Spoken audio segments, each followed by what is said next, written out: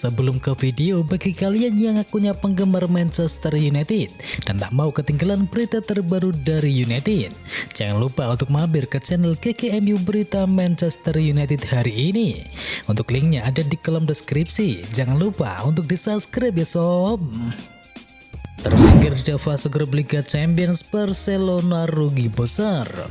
Barcelona menghadapi Bayern Munchen dalam lanjutan Liga Champions, dan pertandingan itu akan menjadi momen hidup mati terpenting Barca musim ini. Untuk bisa melaju ke babak selanjutnya, tim asuhan dari Xavi Hernandez itu harus menang atas raksasa Bundesliga Jerman yang sebelumnya mengalahkan mereka 0-3 di pertemuan pertama di Camp Nou.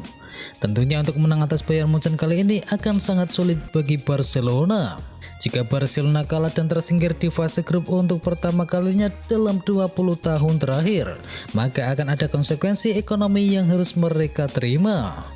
Barca sudah menganggarkan tim mereka setidaknya bisa mencapai perempat final dari kompetisi bergengsi antar klub Eropa ini. Jika keok di fase grup, maka klub akan menderita kerugian sebesar 20,2 juta euro atau setara dengan 320 miliar rupiah dari pendapatan yang mereka harapkan. Kalah dari Liverpool, AC Milan tersingkir di ajang Liga Champions. AC Milan tersingkir dari Liga Champions usai menderita kekalahan 1-2 dari Liverpool pada pertandingan pamungkas grup B Liga Champions.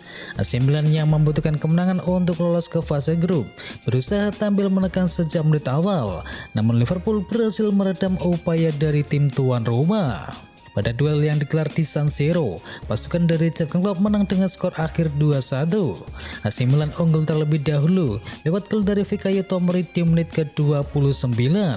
Namun mereka tak kuasa menahan Liverpool yang berbalik unggul melalui Mohamed Salah yang dicetakkan di menit ke-36 dan gol Divock Origi yang dicetakkan di menit ke-55. Bagi Liverpool, laga melawan AC Milan sejatinya tidak lagi menentukan. Derek sudah pasti lolos ke babak 16 besar. Bukan hanya itu, mereka bahkan sudah pasti menjadi juara dari grup B. Di pertandingan lain, Atletico Madrid menemani Liverpool lolos ke babak 16 besar usai berhasil mengandaskan FC Porto dengan skor akhir 1-3. Dua gol Messi menangkan PSG.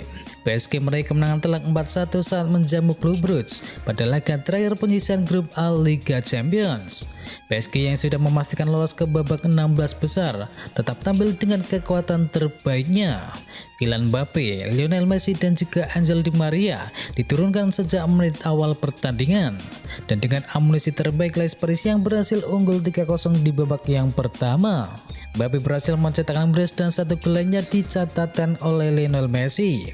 Di babak yang kedua, pada menit ke-76 PSG mendapatkan hadiah penalti setelah Messi dilanggar sang pemain lawan. Napolka yang maju sebagai eksekutor berhasil menunaikan tugasnya dengan sempurna, dan gol Messi menjadi penutup kemenangan PSG pada laga ini.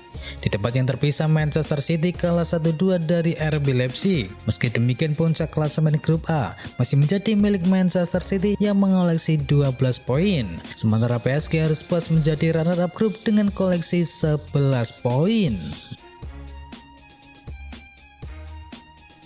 Liverpool, tim pertama Inggris dengan catatan 100% kemenangan di fase grup Liga Champions.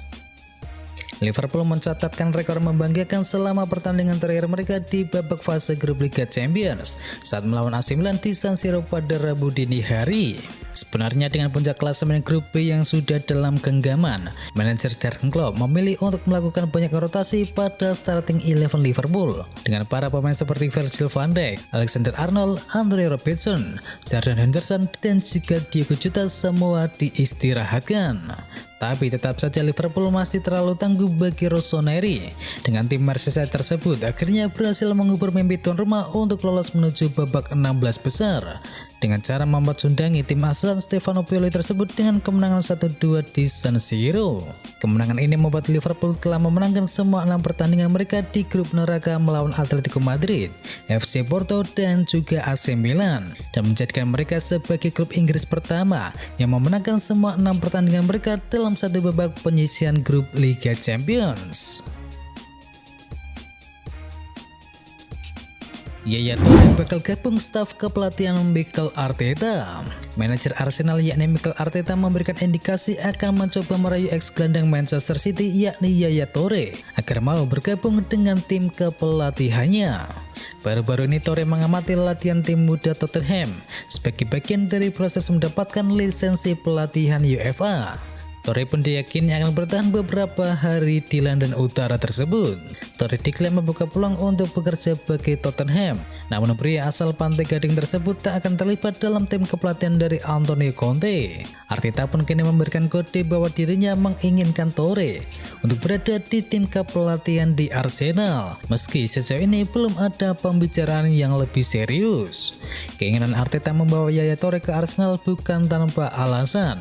Arteta menilai bahwa Toure memiliki pengalaman dan kemampuan yang bakal berguna untuk skuadnya. Sering cetak gol penting, Divock Origi disebut sebagai legenda Liverpool. Divock Origi boleh saja bukan menjadi pilihan utama di skuad Liverpool pada saat ini, namun ketika dibutuhkan ia mampu memberikan kontribusi yang signifikan. Seperti apa yang terjadi pada laga Liverpool melawan Wolverhampton pada akhir pekan yang lalu.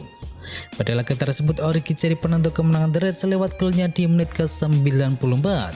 Satu golnya tersebut memastikan kemenangan Liverpool atas tim tuan rumah.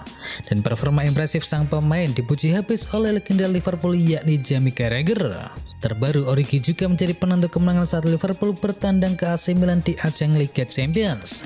Golnya ke gawang AC Milan sangatlah spesial, di mana golnya seakan-akan bukan kepala yang mencari bola, tapi bola lah yang mencari kepalanya. Divock Origi adalah sosok legenda di Liverpool, namun bukan karena semua orang berpikir dia adalah pemain luar biasa, namun karena keluar biasa yang ia buat. Jelas Carragher seperti yang dilansir dari Mirror. Resmi Southampton datangkan mantan kiper Chelsea. Southampton mengalami krisis penjaga gawang pasca dua kiper senior mereka, yakni McCarthy dan juga Fraser sama-sama cedera. Southampton resmi mendatangkan mantan kiper Manchester City dan juga Chelsea yakni Willy Caballero dengan kontrak jangka pendek. Kiper berusia 40 tahun yang berstatus tanpa klub sejak meninggalkan Chelsea pada akhir musim yang lalu akan bergabung dengan Southampton hingga tanggal 5 Januari mendatang. Sebelumnya manajer Southampton yakni Ralph Hasenhüttl mengkritik McCarthy setelah ia tidak mengungkapkan seberapa parah masalah cedera hamstringnya. Itu juga yang membuat timnya kebobolan pada menit tambahan dalam hasil imbang 1-1 kontra Brighton pada akhir pekan yang lalu. Caballero bakal menjadi bagian skuad Southampton untuk laga kontra Arsenal pada pekan ke-16 Liga Premier Inggris. Arsenal coba bajak Adrien Rabiot dari Juventus. Arsenal memang sudah cukup lama dikabarkan mencari gelandang yang baru. Di musim panas kemarin, mereka kehilangan beberapa gelandang mereka di bursa transfer. Selain itu, kebutuhan Arsenal atas gelandang baru meningkat karena masalah cedera. Alhasil Mikel Arteta tengah berburu gelandang yang baru di bursa transfer Januari nanti. Dikabarkan ia ingin memboyong Adrien Rabiot dari Juventus. Rabiot sudah lama masuk dalam incaran milik Arteta. Sang manajer dikabarkan sudah mengamati sang gelandang cukup lama, yang menilai Rabiot tampil dengan apik di lini tengah milik Juventus. Ia juga menilai sang gelandang cocok dengan gaya bermainnya. Menurut laporan tersebut, kans Arsenal untuk mendapatkan jasa Rabiot kini cukup terbuka karena Juventus siap untuk menjual sang gelandang tersebut. Juve dikabarkan sudah menetapkan mahar transfer dari sang pemain. Mereka membandrol Rabiot di angka kisaran 30 juta euro. Chelsea coba bajak Mauro Icardi. Chelsea dikabarkan semakin butuh striker yang baru setelah melihat performa dari Romelu Lukaku. Striker milik timnas Belgia tersebut mendesak Wembley belakangan ini. Dilansir dari Ekrem Konur, Thomas Tuchel sudah mengantongi nama yang ingin ia boyong ke Chelsea. Ia ingin memboyong Icardi ke Stamford Bridge. Menurut laporan tersebut, ada alasan mengapa Tuchel ingin memboyong Icardi karena sang striker adalah mantan anak asuhnya dan Tuchel juga adalah sosok yang membawa Icardi menuju PSG. Dan diketahui juga Tuchel sangat menyukai gaya permainan striker asal Argentina tersebut. Thomas Tuchel juga menilai Icardi cocok dengan gaya bermainnya pada saat ini, sehingga ia ingin memboyongnya dari PSG. Kontrak Icardi di PSG masih cukup panjang. Ia akan membela raksasa ibu kota Prancis tersebut hingga tahun 2024. Namun mahar transfernya kini cukup terjangkau. PSG dikabarkan hanya meminta tebusan sebesar 40 juta euro. Real Madrid diskon harga jual dari Hazard. Kebersamaan Eden Hazard bersama Real Madrid nampaknya akan segera berakhir. Tim asal ibu kota Spanyol itu dilaporkan siap untuk menjual Hazard dengan harga yang cukup murah. Hazard bergabung dengan Real Madrid di tahun 2019 silam. Pada saat itu ia ditebus dari Chelsea dengan mahar mencapai 100 juta euro. Namun semenjak tiba di tim ibu kota Spanyol, performa Hazard menurun drastis. Sang playmaker sering mengalami cedera sehingga penampilannya tidak maksimal. Dilansir dari The Mirror, Real Madrid siap berpisah dengan Hazard. Mereka bahkan siap merugi dengan melepaskan sang playmaker tersebut. Menurut laporan terbaru, Real Madrid sudah kehabisan kesabaran dengan Eden Hazard, sehingga mereka ingin segera mendapatnya dari tim Real Madrid. Mereka menilai kontribusi Hazard untuk tim sangatlah minim, akan tetapi ia memiliki gaji yang sangat besar di Real Madrid. Itu adalah berita bola kali ini. Jangan lupa kunjungi channel kami lainnya. Untuk linknya ada di kolom deskripsi. Jangan lupa ya like, komen, dan sebarkan video ini biar teman kamu tidak gundul tentang berita bola. Dan akhir kata, watch out.